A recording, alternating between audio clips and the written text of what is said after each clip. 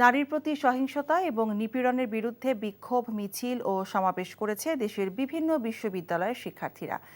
এসব বিক্ষোভ সমাবেশ থেকে নিপীড়কদের দ্রুত গ্রেফতার করে শাস্তি নিশ্চিতের দাবি জানানো হয়। আইনশৃঙ্খলা বাহিনীর ব্যর্থতার দায় নিয়ে স্বরাষ্ট্র উপদেষ্টার পদত্যাগও দাবি করেন আন্দোলনকারীরা। নূর হোসেনের রিপোর্ট। নারীর প্রতি সহিংসতা বন্ধ করে নিরাপদ পরিবেশ তৈরি, দর্শকসহ নিপীড়কদের দ্রুত শাস্তি কার্যকরের দাবিতে বিক্ষোভ সমাবেশ করেছে রাজধানীর নর্থ সাউথ বিশ্ববিদ্যালয়ের শিক্ষার্থীরা। এ সময় শিক্ষার্থীদের সমাবেশে একাত্মতা পোষণ করে যোগ দেন বিশ্ববিদ্যালয়ের শিক্ষকরা। একই দাবিতে নর্থ সাউথ বিশ্ববিদ্যালয় শিক্ষার্থীদের সমাবেশে যোগ দেয় পাশের ইন্ডিপেন্ডেন্ট ইউনিভার্সিটি অব বাংলাদেশের শিক্ষার্থীরা। পরে সম্মিলিতভাবে বিশ্ববিদ্যালয়ের আশেপাশের সড়কে বিক্ষোভ র্যালি করে দুই বিশ্ববিদ্যালয়ের শিক্ষক ও শিক্ষার্থীরা।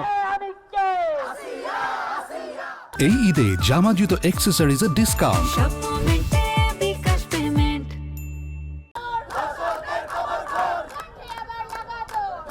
এছাড়া ধর্ষকদের ফাঁসির দাবিতে রাজধানীর ভাটারা এলাকায় বিক্ষোভ মিছিল করেছে আশেপাশের কয়েকটি বিশ্ববিদ্যালয়ের শিক্ষার্থীরা। সমাজ ব্যবস্থা এত খারাপ হয়ে গেছে, আমাদের না নেবে কোনো উপায় নাই। দোষী যারা তাদের যেন 72 ঘন্টার মধ্যে তাদের যেন ফাঁসি দেওয়া হয়। আমরা সব ধর্ষকের ফাঁসি চাই এবং ধর্ষকদের নিপাত যাক, ধর্ষকদের দৃষ্টান্তমূলক শাস্তি আমরা 24 ঘন্টার মধ্যে দেখতে চাই। নারী নিপীড়ন বন্ধে কার্যকর উদ্যোগ নিতে ঢাকা বিশ্ববিদ্যালয়ের অপরাজেয় বাংলার পাদদেশে মানববন্ধন করেছে বিশ্ববিদ্যালয় শিক্ষক নেটওয়ার্ক। এ সময় নারী নিরাপত্তা নিশ্চিতে সরকারের ব্যর্থতার কথা তুলে ধরেন শিক্ষক নেতারা। নারীদের প্রতি যে অবহেলামূলক এবং নিপীড়নযোগ্য যে সমস্ত অপরাধ সংঘটিত হচ্ছে, এগুলির আমরা দৃষ্টান্তমূলক শাস্তি চাই। আমাদের দাবি হলো একটাই, যে যারা এই ষড়যন্ত্রের সাথে জড়িত, যারা এদের পিছন থেকে যারা এদেরকে লিড করছে, তাদের সহ এই রুট আমরা উদ্ঘাটন করতে চাই এবং তাদের বিচার আমরা দাবি করছি।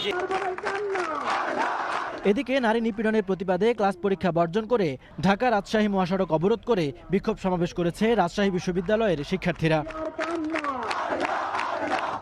আজকে শিশু থেকে আমাদের বয়স পর্যন্ত কেউই নিরাপত্তা পাচ্ছে না। এখন 24-এর এই স্বাধীন দেশে এসে কেন অনিরাপত্তায় ভুগতে হবে, প্রশ্ন আমাদের প্রশাসনের কাছে। ধর্ষকের দৃষ্টান্তমূলক শাস্তি চাই।